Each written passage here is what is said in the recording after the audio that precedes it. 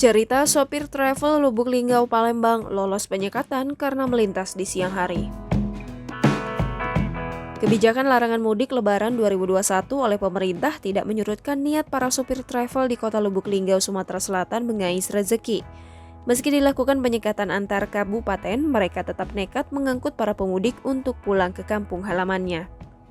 Theo, salah seorang sopir travel di kota Lubuk Linggau jurusan Palembang, mengaku sejak penyekatan dimulai 4 hari lalu, ia sudah mengangkut penumpang ke Palembang.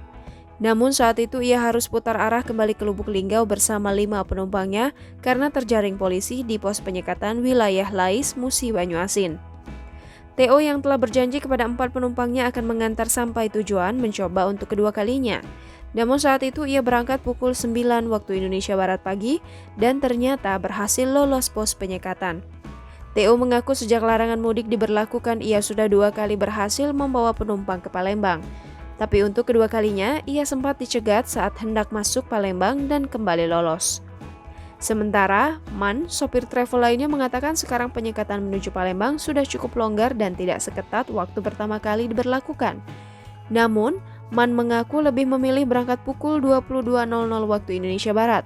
Menurutnya, di waktu tengah malam tersebut, petugas pos penjagaan banyak yang beristirahat sehingga tidak melakukan penjagaan di jalan.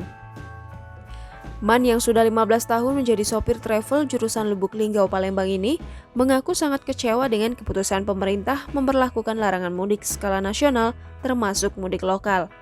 Ia menambahkan travel yang digunakannya mempunyai agen resmi dan bukan merupakan travel gelap. Sebab sebelum memutuskan berangkat, penumpang akan bertanya apakah bisa lolos atau tidak.